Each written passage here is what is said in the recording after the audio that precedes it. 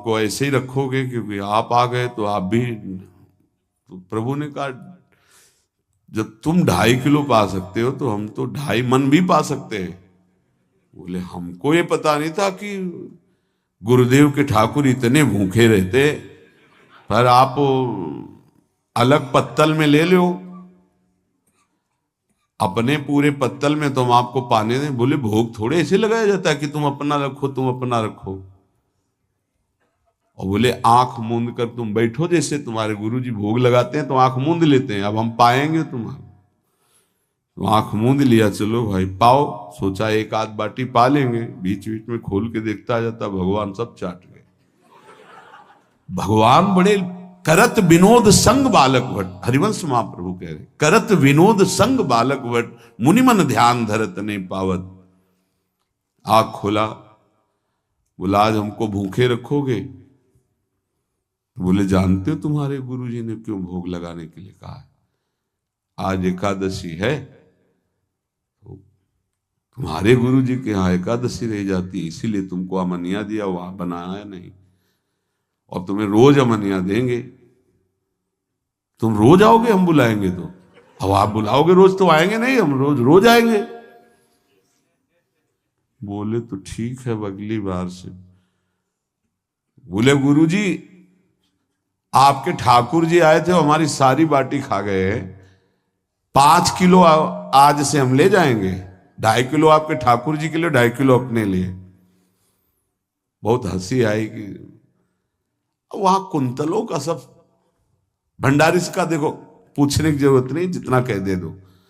5 kilo के हिसाब से आटा के अनुसार भरता बनाने के लिए आलू वगैरह से।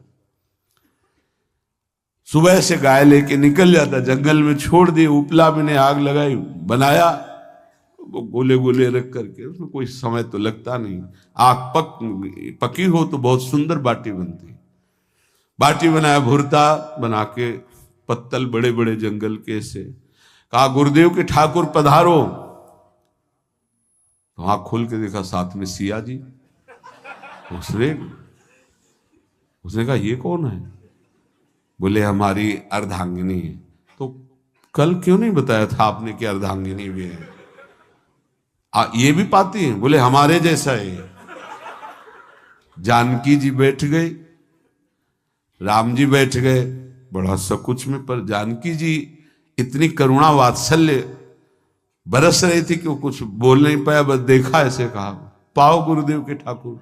प्रभु आराम से, सिया जो खूब स्वाद बखान बखान करके पाए। वहां खोल करके देखता आज भी हम 2.5 किलो अपने लिए लाए थे, लेकिन ये दोनों पा गए। गुरुदेव 7.5 किलो।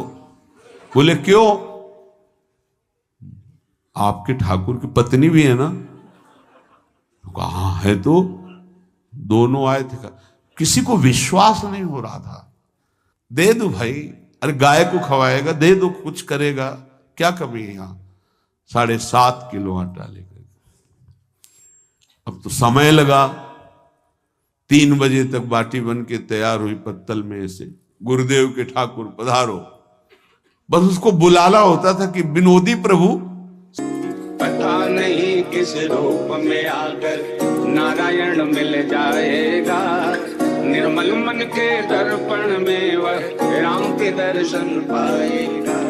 पता नहीं किस रूप में